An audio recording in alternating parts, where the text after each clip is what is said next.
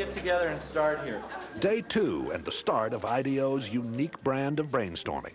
They call it a deep dive, a sort of total immersion in the problem at hand. IDEO's mantra for innovation is written everywhere. One conversation at a time, stay focused, encourage wild ideas, defer judgment, build on the ideas of others.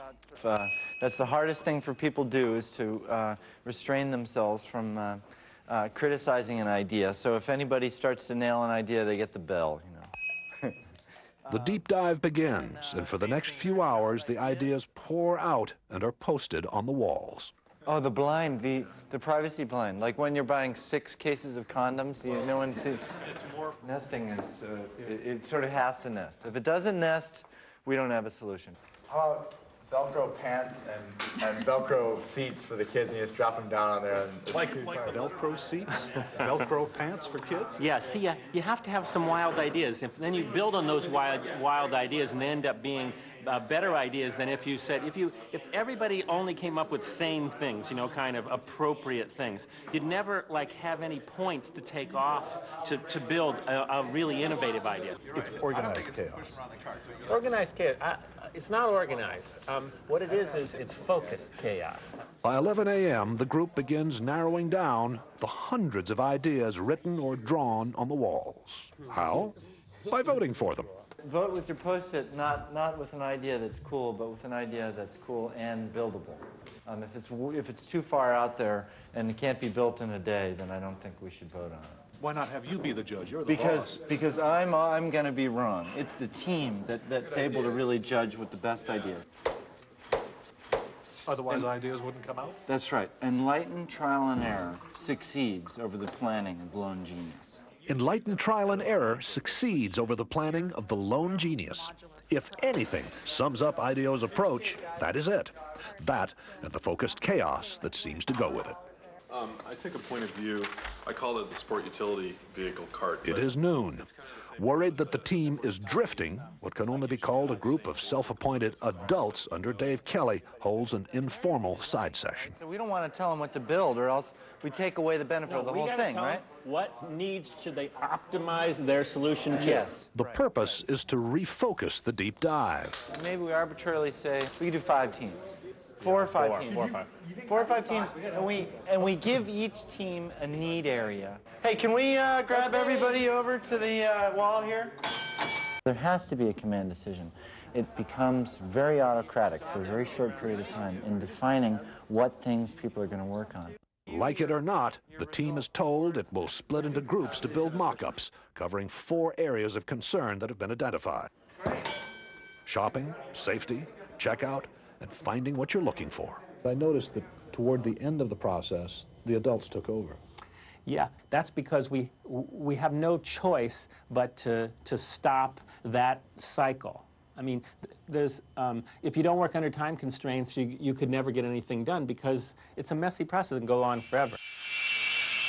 While the team starts building prototypes, Dave Kelly takes me on a tour of the rest of IDEO. What's happening in here is that's a client meeting. That's a first client meeting. That's the first time we met with the client. So we haven't trained them yet. If we took them straight from there into a room where music was blaring and everybody was throwing Nerf darts at each other, that would be a little hard to take. You know, so we're warming them up. But this is where the crazies live. This is where we do our work. It's different. You can tell whether a place is playful in about the first 15 minutes as you walk down the hall. Being playful is of huge importance for being innovative. I mean, if you go into a culture and there's a bunch of stiffs going around, I can guarantee they're not likely to invent anything. Invent anything like this futuristic-looking instrument for kids.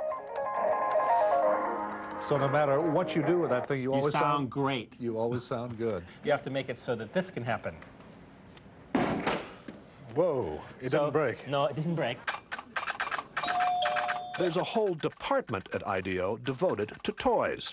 Turns out to be one of its most profitable areas. Fun, too. So we've got these little wings, and no matter what you do, if I get in trouble here, it's always a spiral.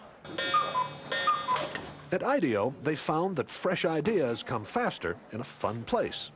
Not only is the furniture on wheels to suit the needs of the moment, but people are encouraged actually to build their own work areas. And they were designing this space, and they said to me, you know, we'd like to have, you know, $4,000 extra in our budget for a DC-3 wing.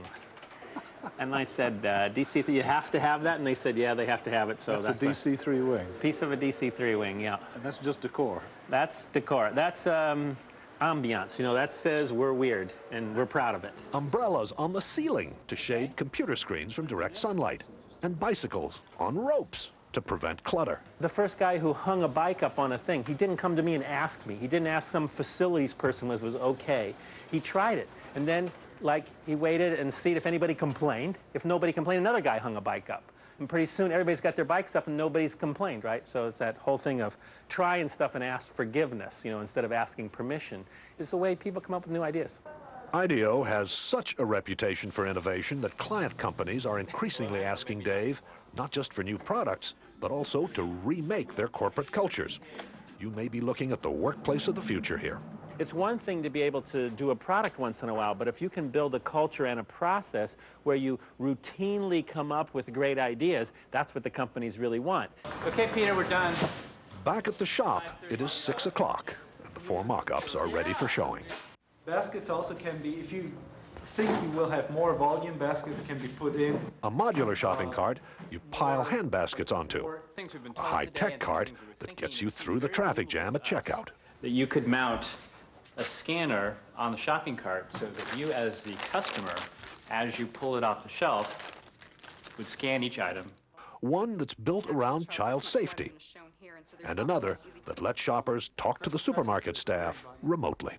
Yeah, where can I find a yogurt? But the adults, again, decide more work needs to be done before the mock-ups can be combined into one last prototype.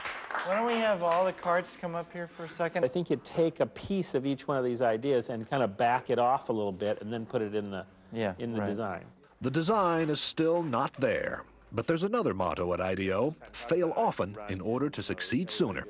And some of the team will be up half the night trying to put together a design that finally does work. So